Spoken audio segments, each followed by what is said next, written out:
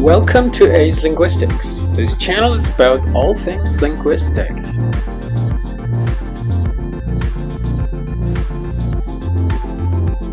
So let's see what we've got today.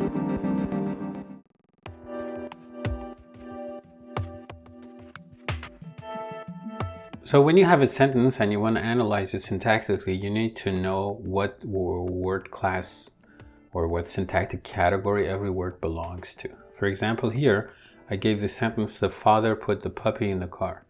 So the being a determiner, father is a noun, and then the, again, a determiner, puppy, noun, in, preposition, the, again, determiner, and car is a noun. How do we know which label to give every word? I said the is a determiner, but what is a determiner? So we need to know those categories before we do that.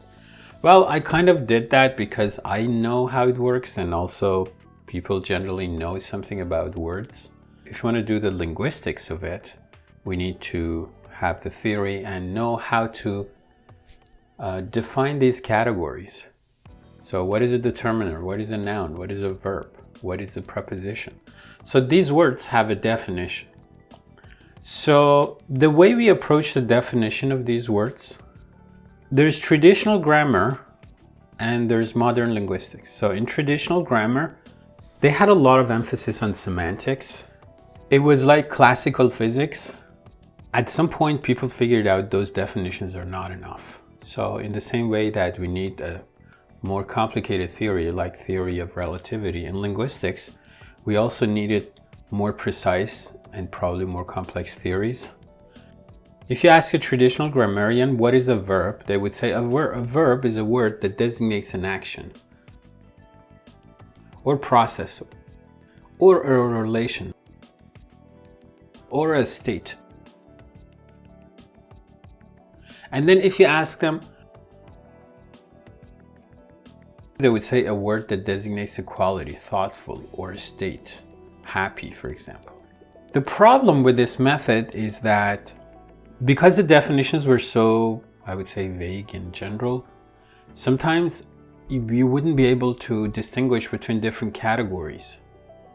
So in the definition of verb, you would say that it could refer to a state, but in the definition of adjective, you would also mention the word state, right? So how do you distinguish between a verb and an adjective? For example, sleep and happy both can refer to a state, but sleep is a verb and happy is an adjective. So here, in the traditional system, you wouldn't have enough precision to distinguish, to make enough distinction.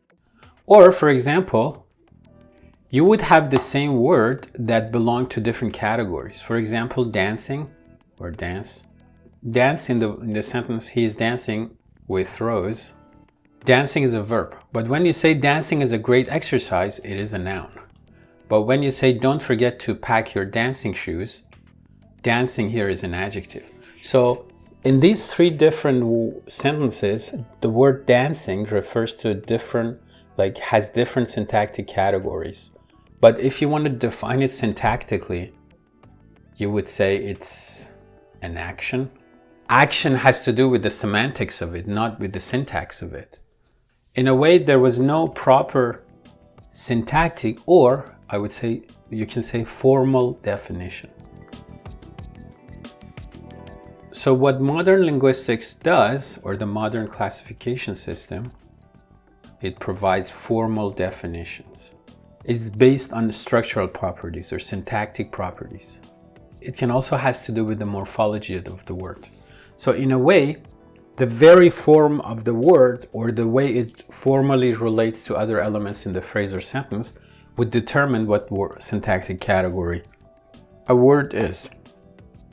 When I say the definition is based on syntactic properties, I mean